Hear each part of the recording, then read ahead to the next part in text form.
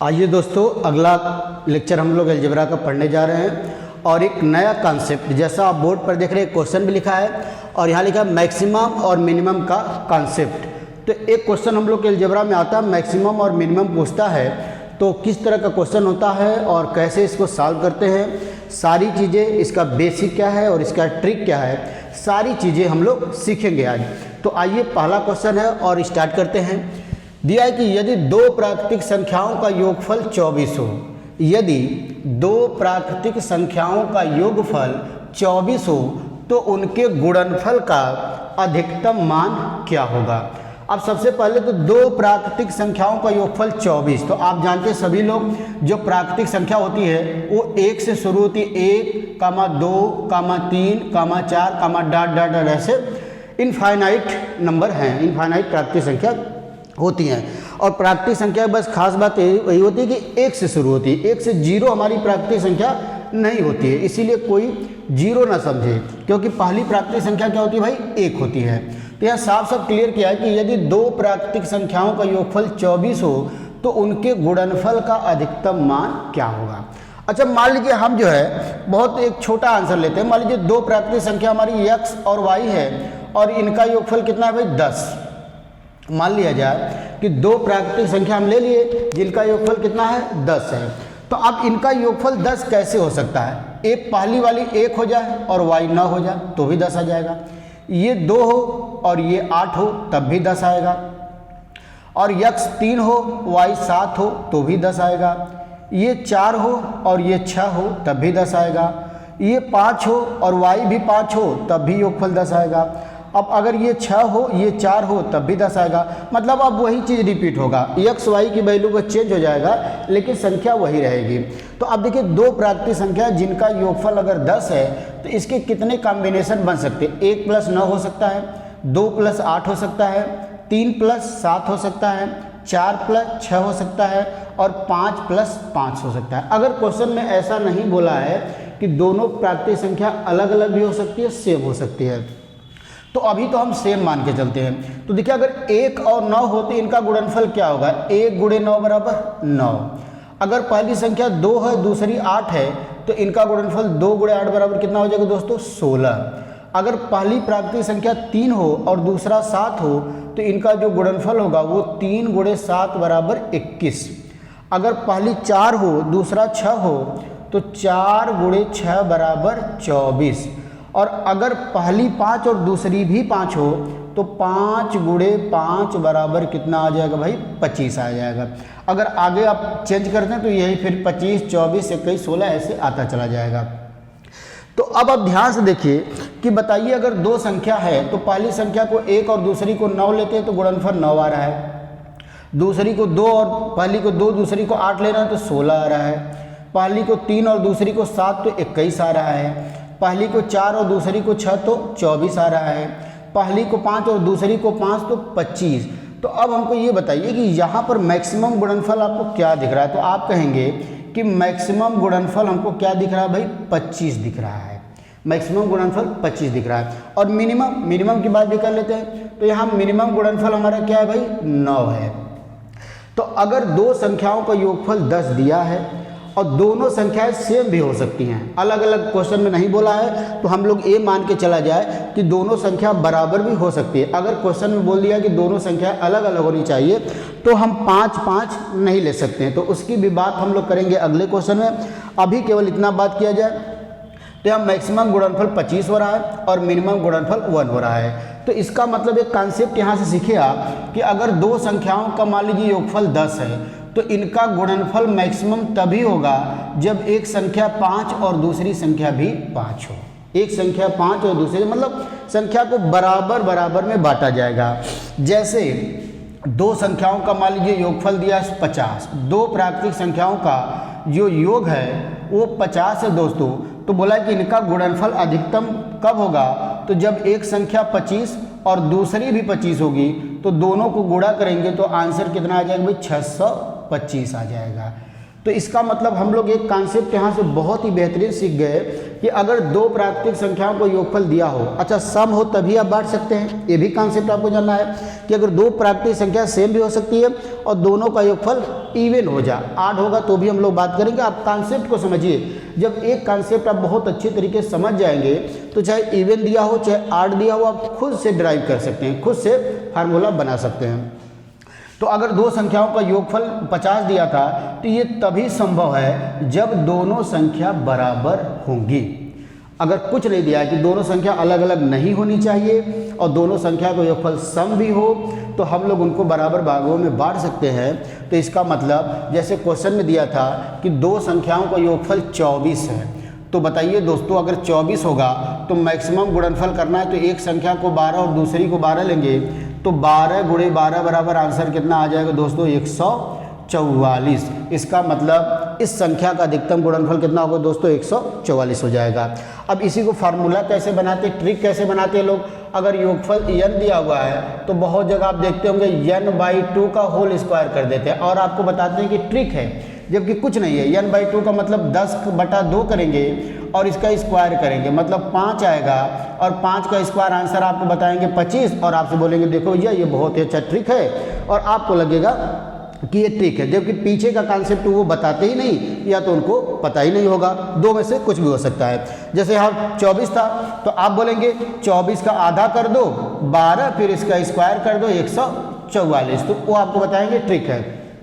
जबकि मैंने आपको बताया कि ये 12 क्यों करते हैं। अगर योगफल 24 है तो गुणनफल अधिकतम होने के लिए एक संख्या को 12 और दूसरी को भी 12 हम लोग मान सकते हैं। अगर क्वेश्चन में ऐसा नहीं बोला है कि दोनों संख्या अलग अलग होनी चाहिए तब। अब देखिए अधिकतम की बात कर लिए, अब यहीं पर मिनिमम की बात अगर भी हम लोग कर लें, जैसे मिनिमम गुणनफल हम आपको कब बोले, अच्छा ये बताइए मिनिमम गुणनफल अगर दो संख्याओं का योगफल 10 है तो एक संख्या 1 होगी, 1 से छोटा तो कुछ नहीं हो सकता है। इसका मतलब कि मिनिमम गुणनफल के लिए कंडीशन हमेशा से जरूरी है कि अगर दो संख्याओं का योगफल अगर n है तो उसमें से एक संख्या हमारी 1 होगी और दूसरी हमारी क्या होगी दोस्तों n-1 होगी। क्या होगी n-1। जैसे एग्जांपल समझिए, यहाँ पर योगफल अगर 10 दिया था तो हम मान लेंगे एक संख्या हमारी अगर 1 हो गई तो दूसरी 10 माइनस से कितना होगा 9 होगा।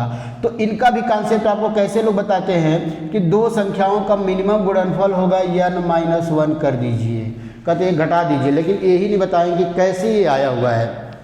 जैसे यहाँ पर क्वेश्चन था कि दो संख्याओं का योगफल अगर 24 है तो इसका मिनिमम गुणनफल आप बताइए, तो एक संख्या 1 रखना ही पड़ेगा आपको। जब 24 में से एक 1 आ गया और योगफल 24 है तो दूसरी संख्या आपको क्या रखना पड़ेगा 23, तो मिनिमम गुणनफल होगा 1 गुणे 23, तो आंसर आपका क्या आ गया दोस्तों 23 आ गया। क्या आ गया 23 आ गया। तो क्या आप कॉन्सेप्ट को समझ पा रहे हैं, क्या हम समझाए आपको। अगर दो संख्याओं का योगफल दिया हुआ है कुछ भी, अगर योग इवन आ रहा है कोई भी, जैसे 10, 50, 100, 200 और क्वेश्चन में ये नहीं बोला है कि दोनों संख्या अलग अलग होनी चाहिए, तो मैक्सिमम गुणनफल के लिए अगर दो संख्याओं का योगफल 100 है तो एक संख्या को आप 50 मानेंगे दूसरी को 50 मानेंगे, तो 50 गुणे 50 कर दीजिए या 50 का स्क्वायर कर दीजिए, आंसर आ जाएगा ये मैक्सिमम गुणनफल। और मिनिमम के लिए क्या कंडीशन है भाई, अगर संख्या का योगफल 100 है तो एक संख्या को 1 मानेंगे और दूसरे को 99 मानेंगे, तो गुणनफल कितना आ जाएगा दोस्तों 99 आ जाएगा। तो उम्मीद है कि आप समझ पा रहे होंगे इस क्वेश्चन को। आइए कुछ और आगे बात करते हैं। आइए एक और क्वेश्चन देखा जाए। उम्मीद कर रहा हूं कि आप कॉन्सेप्ट बिल्कुल बहुत अच्छी तरीके से समझ पा रहे होंगे। मैंने आपको बताया था मैं आपको बिल्कुल बेसिक कॉन्सेप्ट को ही सिखाऊंगा। दिया यदि दो संख्याओं का गुणनफल, यदि दो संख्याओं का योगफल 64, मान लीजिए इसी क्वेश्चन में दिया था कि अगर दो संख्याओं का योगफल 24, 64 है, अगर कुछ नहीं बोला है तो हम लोग यही मान के चल सकते हैं कि दोनों संख्या बराबर भी हो सकती हैं, तो उनके योग गुणनफल का अधिकतम मान। तो भाई ये दो संख्याओं का योग अगर 64 है तो इसको हम लोग बराबर भागों में तोड़ देते हैं 32 और 32, मतलब पहली संख्या भी हमारी 32 होगी और दूसरी संख्या भी 32 होगी। तो पूछा था गुणनफल का मैक्सिमम मान, गुणनफल का मैक्सिमम मान, तो आप करेंगे 32 गुणे 32, 32 का स्क्वायर कर देंगे। अगर जिन लोग को स्क्वायर डायरेक्ट याद नहीं है वो लोग स्क्वायर और क्यू वाला जाकर वीडियो जरूर देखेंगे। तो आइए 2 दूना 4, 2 3 6, 3 तरीके 3 दूना 6 और 3 तरीके 9, 2 दूना 4, 2 3 6, 3 दूना 6, तो 4 होगा, 12 होगा, 10, 1024। अगर आपको 32 का स्क्वायर डायरेक्ट याद है तो आप इसकी वैल्यू 1024 को लिख सकते हैं। तो ये तो एक कॉन्सेप्ट हो गया। क्या कॉन्सेप्ट हो गया? अगर दो संख्याओं का योग दिया हुआ है और उनके गुणनफल का मैक्सिमम या मिनिमम, अधिकतम या मिनिमम न्यूनतम मान पूछ रहा है, तो अधिकतम मान कब होगा? जब दोनों संख्या को बराबर बांटा जाएगा। और यहीं पर मिनिमम गुणनफल, ये तो मैक्सिमम गुणनफल है, अगर यहीं पर मिनिमम गुणनफल आपसे पूछा होता तो 64 में से एक संख्या को हम लोग 1 मानते और दूसरी को कितना मानते दोस्तों? 63 मानते। तो 1 गुणे 63, आंसर कितना आ जाएगा? 63 आ जाएगा। आंसर कितना आ जाएगा दोस्तों? 63 मतलब आंसर आ जाएगा। आइए नेक्स्ट क्वेश्चन देखा जाए, अगला क्वेश्चन। आइए दोस्तों अगला क्वेश्चन देखिए, अगला में चेंज किया, बोला कि यदि दो अलग अलग प्राकृतिक संख्या होगा, यदि दो, यहीं पर चेंज कर लेते हैं, यदि दो अलग अलग प्राकृतिक संख्याओं का योगफल 100 हो, यहाँ पर देखिए, यदि दो अलग अलग प्राकृतिक संख्याओं का योगफल 100 हो तो उनके गुणनफल का अधिकतम मान बताइए, अधिकतम या न्यूनतम कुछ भी। तो आइए अब कॉन्सेप्ट हम लोग सीखते हैं कि यदि दो संख्याओं का योगफल इवन आ रहा है, सम आ रहा है और उनके जो है कि योग दिया है, तो उनके गुणनफल का मैक्सिमम और मिनिमम वैल्यू कैसे फाइंड आउट किया जाए। तो आइए फिर वही कॉन्सेप्ट मैं ले रहा हूँ। जैसे मान लीजिए दो संख्या x और y है और इनका योगफल कितना भाई? 10। तो पहली संख्या 1 और 9 बनेगी, 2 + 8 बनेगा, 3 + 7 बनेगा, 4 + 6 बनेगा, 5 + 5 बनेगा। फिर आप अगर आगे जाते तो वही चीज़ बार बार रिपीट हो जाएगा। तो यहाँ पर देखिए, यहाँ पर गुणा 9 आया था, यहाँ पर 8 दूना 16 और यहाँ पर 7 तरीके 21 और यहाँ पर 6 चौके 24 और यहाँ पर 5 पचे 25। तो गुणनफल तो मैक्सिमम 25 आ रहा है, लेकिन ये कंडीशन तब है जब दोनों संख्या को हम लोग बराबर मान ले रहे थे, दोनों संख्या को इक्वल मान रहे थे।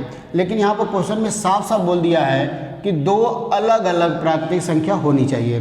तो अब हमको बताइए, यहाँ से लेके यहाँ तक में दोनों अलग अलग अगर लिया जाए तो मैक्सिमम गुणनफल आपका कितना आ रहा है भाई? 24। मैक्सिमम गुणनफल कितना आ रहा है? 24 आ रहा है भाई। इसमें भी अलग है, इसमें भी अलग है, इसमें भी अलग है, लेकिन गुणनफल मैक्सिमम होना चाहिए। तो क्या है भाई? 24 है। तो इसका मतलब ये हुआ, देखिए दो संख्याओं का योगफल जब 10 था तो इसका मतलब ये हुआ कि एक संख्या 4 और एक संख्या हमको 6 लेना पड़ेगा, बीच वाली संख्या नहीं। बीच वाली संख्या तो 5 हो जाएगी। इसको पता करने का तरीका क्या है कि पहले 10 में आप 2 से भाग दे दीजिए तो 5 है, तो 5 तो बराबर बराबर आ जाएगा। अगर 5 आप लेते हैं तो पहली को 5, दूसरी को 5, लेकिन आपको अलग लेना है तो एक बार 5 में से -1 कर दीजिए, एक मिल जाएगा 4, और एक बार 5 में +1 कर दीजिए, एक मिल जाएगा 6। तो ये 4 गुणे 6, तो आंसर कितना आ जाएगा दोस्तों? 24 आ जाएगा। आंसर कितना आ जाएगा? 24 आ जाएगा। जैसे एक और एग्जाम्पल, मान लीजिए दो प्राकृतिक संख्या है n1 और n2 और इनका जो योगफल है, इनके गुणनफल का जो मैक्सिमम मान सपोज करिए 60 आ गया। अरे योगफल का मान 60 दिया है तो पूछ रहा है कि इनके गुणनफल का मैक्सिमम मान बताइए यदि दोनों संख्याएं अलग अलग हों। तो अब सबसे पहले तो आप अगर इसको बराबर में बांट देते हैं, 2 में भाग देंगे तो 30 आ जाएगा। तो आपको 30 और 30 तो लेना नहीं है, तो एक बार 30 में से -1 करिए तो पहली संख्या 29 मिलेगी, एक बार +1 कर दीजिए तो दूसरी संख्या 31 मिलेगी। तो आंसर आपका क्या हो जाएगा दोस्तों? 29 गुणे 31। 29 गुणे 31। अब इसी को ट्रिक क्या बताते हैं लोग, देखिए समझिए। ट्रिक आपको बताएंगे कि पहली संख्या आप n/2 + 1 कर दीजिए पहली संख्या, और n/2 - 1 कर दीजिए। तो यहाँ पर जब हम लोग करेंगे, देखिए यहाँ पर आप करेंगे 10/2 भाई, 10/2 + 1, और एक करेंगे 10/2 - 1, तो 5 + 1 6 मिलेगा और 5 - 1 4 मिलेगा। तो वही बात है, कोई भी ट्रिक नहीं है, कोई भी फार्मूला याद करने की ज़रूरत नहीं है। बेसिक कॉन्सेप्ट आप समझिए, कभी भी क्वेश्चन गलत नहीं होगा। अब ये मैक्सिमम की वैल्यू हो गई। अब यहाँ पर मिनिमम की बात कर लिया जाए। अच्छा ये बताइए कि मिनिमम के केस में अगर दो संख्याओं का योगफल कुछ भी हो तो मिनिमम के केस में जो पहली संख्या है उसको तो हमेशा 1 लिया जाए, तभी गुणनफल 1 मिनिमम आ सकता है। क्योंकि एक का गुणा अगर किसी संख्या में करेंगे तो उससे कोई फर्क पड़ेगा ही नहीं। तो मिनिमम के केस में चाहे संख्या बराबर हो चाहे अलग अलग हो, तो अगर जो है कि 1 ले लें, अगर अच्छा यहाँ भी अलग अलग दिया ही था, तो 10 हो गया तो दूसरी संख्या क्या होगी 9, तो गुणनफल कितना आ जाएगा भाई 9 आ जाएगा। जैसे 100 था तो 100 में एक संख्या 1 मान लेंगे तो दूसरी संख्या कितनी हो जाएगी 99। इसका मतलब मिनिमम के केस में दोनों जगह बराबर होगा, मतलब अलग अलग संख्या लेंगे तभी मिनिमम आएगा, क्योंकि बराबर में तो मिनिमम आ ही नहीं सकता है, बराबर में मिनिमम नहीं आ सकता है। तो मिनिमम गुणनफल के केस में एक संख्या को हमको 1 लेना ही पड़ेगा। ये तो बिल्कुल आसान है कि योगफल चाहे जो भी हो, योगफल कितना बड़ा हो। मान लीजिए बोल दिया दो संख्या का योगफल 5000 है, तो इनके गुणनफल का मिनिमम वैल्यू तो 1 होगा और एक होगा 4999। दोनों को क्या कर देंगे आपस में गुणा कर देंगे, आंसर आ जाएगा। तो उम्मीद है कि आप एक कॉन्सेप्ट को समझ पा रहे होंगे। तो आइए और क्वेश्चन देखते हैं, कुछ और क्वेश्चन किया जाए। आइए दोस्तों देखिए अगला क्वेश्चन क्या दिया हुआ। नेक्स्ट क्वेश्चन दिया कह रहा है कि यदि दो प्राकृतिक संख्याओं का योगफल 80 हो, यहाँ पर देखिए ये 80 दे दिया, तो इनके गुणनफल का न्यूनतम मान क्या होगा। अब अधिकतम न्यूनतम दो संख्या मान लीजिए n1 प्लस n2, इनका योगफल 80 दिया है, तो इनके गुणनफल का मैक्सिमम हम दोनों निकाल लेते हैं मैक्सिमम। तो मैक्सिमम के लिए क्या कंडीशन भाई, पहले 80 में आप 2 से भाग दे दीजिए, कितना आ जाएगा 40। तो इसका मतलब एक संख्या आपकी हो जाएगी 39 और एक संख्या हो जाएगी 41। क्या हो जाएगी दोस्तों 39 और 41, दोनों को आपस में गुणा कर देंगे, ये हमारा क्या आ जाएगा अधिकतम गुणनफल। लेकिन पूछा था मिनिमम, तो अगर योगफल 80 है तो मिनिमम के केस में एक संख्या को 1 मानना पड़ेगा, दूसरे को 79। तो 1 गुणे 79 करेंगे तो आंसर भी आ जाएगा 79 आ जाएगा। इसका मतलब मिनिमम के गुणनफल के केस में एक बात और भी बोल सकते हैं कि योगफल जितना दिया हो आंसर उससे हमेशा एक कम आएगा। अगर योगफल मान लीजिए दे दिया किसी संख्या का 100 या 200, तो जब एक संख्या को 1 मानेंगे तो दूसरी संख्या 199 होगी, दूसरी संख्या क्या होगी भाई 199 होगी, तो गुणनफल हमेशा 199 आएगा, मतलब योगफल से कम आएगा। तो आप देख रहे हैं कि जब बेसिक कॉन्सेप्ट आपको क्लियर है तो ट्रिक आप खुद बना सकते हैं। कोई भी ट्रिक जो है कि हमेशा किसी भी सब्जेक्ट को आप पहले बेसिक समझने की कोशिश जरूर करेंगे, ट्रिक के चक्कर में बिल्कुल नहीं पड़ेंगे, क्योंकि ट्रिक बताने वाले आपको पीछे की चीज़ बताते ही नहीं और बताते हैं कि ये ट्रिक है। तो आप पीछे का कॉन्सेप्ट जरूर समझें ताकि आपको कभी भी चीज़ें भूलेगा नहीं। तो आइए कुछ और क्वेश्चन करने की प्रैक्टिस करते हैं दोस्तों। अब देखिए एक बहुत अच्छा क्वेश्चन दिया हुआ है, आइए अब इसका यूज क्वेश्चन में कैसे होगा। ये तो हम लोग कॉन्सेप्ट अभी तक समझ पा रहे थे, अब इसका यूज हम लोग क्वेश्चन में कैसे किया जाए। दिया हुआ है एक त्रिभुज के आधार और ऊंचाई का योगफल 32 दिया है। एक त्रिभुज के आधार और ऊंचाई का योगफल 32 है। एक त्रिभुज है जिसके आधार और ऊंचाई का योगफल 32 है, तो पूछ रहा है कि इसके क्षेत्रफल का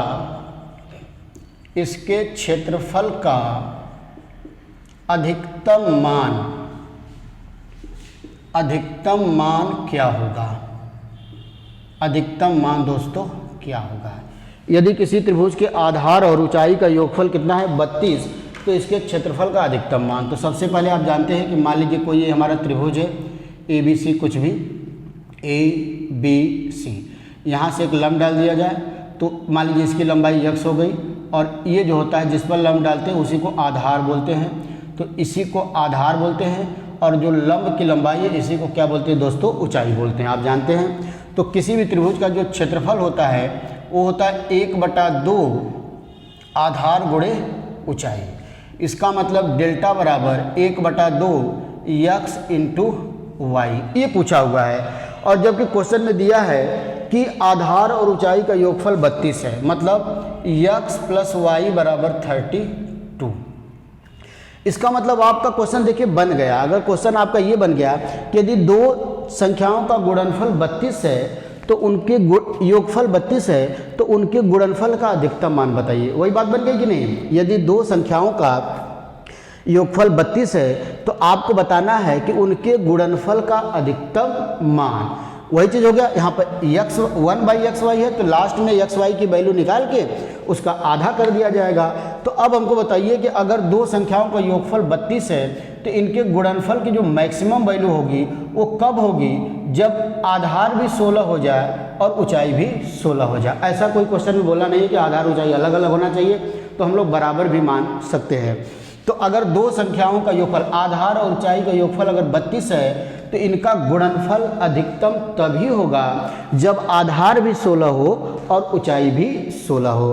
तो एरिया बराबर होता है 1/2 आधार गुणे ऊंचाई, मतलब 16 गुणे 16, तो 2 8 16 और 16 8 128 दोस्तों। और यही हमारा क्या आ जाएगा, इस क्वेश्चन का आंसर आ जाएगा। अगर क्वेश्चन में पूछा होता, बोला होता कि आधार और ऊंचाई अलग अलग है, तो हम लोग अलग अलग मानते, तो अलग वाला कॉन्सेप्ट हम लोग लगा देते। 16 को डिवाइड कर दे, एक बार एक 14 होगा और एक 15 होगा। तो ये क्वेश्चन हाँ, आप देख रहे हैं कितना बेहतरीन क्वेश्चन है। तो आइए एक और इस तरह का क्वेश्चन किया जाए। स्टेटमेंट बेस्ड क्वेश्चन है ये, कॉन्सेप्ट आप समझ लिए, फिर उसी कॉन्सेप्ट का यूज करके आपसे किसी भी चैप्टर का क्वेश्चन पूछ सकता है एग्जामिनर। जैसे अगला क्वेश्चन दिया है, मान लीजिए अगला क्वेश्चन दिया है कि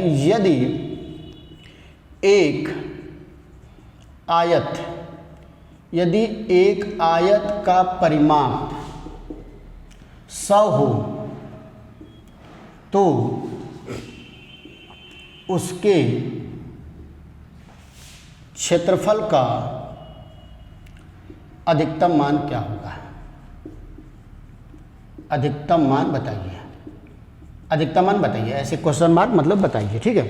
तो अब दिया कि यदि एक आयत का परिमाप अगर 100 सेंटीमीटर हो, सेंटीमीटर मान लेते हैं कुछ भी, या मीटर, तो आपको उसके क्षेत्रफल का अधिकतम मान बताना है। तो आप जानते हैं कि आयत क्या होता है, एक ऐसा चतुर्भुज होता है जिसकी ABCD मान लेते हैं। तो ये जो होता है इसको बोलते हैं लंबाई और इसको बोलते हैं चौड़ाई, और इसमें हर कोण कितना होता है, 90 डिग्री होता है। आमने सामने की बजाय बराबर होती है, और प्रत्येक कोण कितना होता है, 90 होता है। तो उसी को हम लोग क्या बोलते हैं, आयत बोलते हैं। तो अब दिया है, मान लीजिए लंबाई को हम 1 मिनट के लिए x मान लेते हैं और चौड़ाई को y मान लेते हैं। तो आप जानते हैं कि जो आयत का परिमाप होता है, आयत का परिमाप सभी लोग जानते हैं, 2 ब्रैकेट में लंबाई प्लस चौड़ाई, और ये कितना दिया हुआ है, 100। इसका मतलब x प्लस वाई बराबर कितना आ गया दोस्तों, 50 आ गया। अगर 2x प्लस वाई बराबर 100 दिया है, तो 2 से 100 कटेगा, तो x प्लस वाई की वैल्यू कितना आ जाएगा दोस्तों, 50 आ जाएगा, 50 आ जाएगा। अब पूछा था कि उसका क्षेत्रफल का अधिकतम मान। तो आप जानते हैं किसी भी आयत के क्षेत्रफल का फार्मूला होता है लंबाई गुणे चौड़ाई, x इंटू वाई। तो अब क्वेश्चन क्या बन गया, अब जरा सोचिए कि अगर x प्लस वाई मतलब दो संख्याओं का योगफल अगर 50 है, तो उनके गुणनफल का मैक्सिमम मान क्या होगा, क्योंकि यही पूछा था, मैक्सिमम क्षेत्रफल का अधिकतम मान क्या हो सकता है। तो अब आपका क्वेश्चन क्या बन गया, उसी कॉन्सेप्ट में बन गया जो कॉन्सेप्ट हम लोग सीखे कि अगर दो संख्याओं का, भाई संख्या लंबाई चौड़ाई तो कोई ना कोई संख्या ही होगी, अगर दो संख्याओं का योगफल अगर 50 है तो उनके गुणनफल का अधिकतम मान। तो अब देखिए, अगर योगफल 50 है तो इनका गुणनफल तो अधिकतम तब होगा जब एक संख्या को 25 और दूसरी को भी क्या ले लिया जाए, 25 ले लिया जाए। लेकिन आपके क्वेश्चन में बोल दिया आयत, तो आयत की खास बात यही होती है कि आयत की लंबाई और चौड़ाई अलग अलग होती है। अगर लंबाई चौड़ाई को बराबर कर दे तो वर्ग बन जाएगा, जबकि क्वेश्चन में बोला आयत, तो आपको ये समझना पड़ेगा कि हमको लंबाई और चौड़ाई अलग अलग लेना है। तो कैसे अलग ले लेते हैं हम लोग, 50 को 2 से भाग दे देते हैं, कितना आ जाता है 25, और एक कम ले लेंगे 24, और एक ज़्यादा ले लेंगे 26। इसका मतलब लंबाई कितना हो गई भाई 26, और चौड़ाई कितना हो गया 24 हो गया। तो क्षेत्रफल कितना हो जाएगा, लंबाई गुणे चौड़ाई मतलब 26 गुणे 24, और इसको सॉल्व करेंगे जो आएगा वही हम लोग का करेक्ट आंसर होगा। अलग अलग इसलिए लिए क्योंकि क्वेश्चन में आयत दिया है, और आप जानते हैं कि आयत का लंबाई चौड़ाई अलग अलग होता है। आप अगर बराबर बराबर ले लेंगे तो ये क्या हो जाएगा, स्क्वायर हो जाएगा, वर्ग हो जाएगा। स्क्वायर और आयत में केवल इतना ही अंतर है कि वर्ग में चारों भुजाएं बराबर होती है और आयत में चारों भुजाएं बराबर नहीं होती है, लंबाई चौड़ाई अलग अलग होती है। तो दोस्तों हम लोग ये मैक्सिमम और मिनिमम का एक कॉन्सेप्ट सीखे कि अगर दो संख्याओं का योगफल दिया हो और दोनों संख्याओं का योगफल इवन हो तो उनके गुणनफल का अधिकतम और न्यूनतम मान कैसे निकालते हैं। तो अधिकतम मान निकालने का दो तरीका, अगर दोनों संख्या बराबर है तो अगर योगफल 500 है तो इसको आधा आधा में डिवाइड कर देंगे, 250 और 250 में। अगर दोनों संख्या बराबर लेनी है, या क्वेश्चन में बोला नहीं है कि दोनों संख्या अलग लेनी है। अगर दोनों संख्या अलग लेनी है, जैसे योगफल 50 है तो इसको डिवाइड करेंगे तो 25 आएगा, तो ये 25 से कम ले लेंगे 24, और एक 25 से ज़्यादा ले लेंगे 26। ये मैक्सिमम की केस में करेंगे। लेकिन मिनिमम वाले में क्या होता है, दोनों गुणनफल में अगर योगफल n है तो पहली संख्या को 1 और दूसरी को n-1 लेना ही पड़ेगा, क्योंकि एक संख्या 1 लेंगे तभी गुणनफल माइनस आएगा, क्योंकि 1 का गुणा अगर किसी में आप करेंगे तो उसकी वैल्यू पर कोई फर्क नहीं पड़ता है, तो एक संख्या को 1 लेना पड़ेगा। तो ये कॉन्सेप्ट हम लोग सीखे और इसमें कुछ और कॉन्सेप्ट सीखेंगे, जैसे योगफल अगर इवन की जगह 8 दिया हो, इवन की जगह भाई 8 दिया हो, जैसे दो संख्या को योगफल मान लीजिए दे दिया था 24, तो हम लोग इसको 12 और 12 में तो डिवाइड कर दिए, लेकिन अगर यहीं पर 25 दिया है तो हम लोग इसको 12 में डिवाइड नहीं कर सकते हैं। तो इसको आपका काम है, बताएंगे हम अगले क्लास में, हम लोग बात करेंगे इसकी, लेकिन आप घर पे इसको सोचेंगे कि अगर दो संख्या का योगफल इवन 8 नंबर कोई आ जाए तो मैक्सिमम और मिनिमम गुणनफल क्या होना चाहिए। तो अगले वीडियो मिलते हैं दोस्तों, तब तक के लिए नमस्कार, धन्यवाद।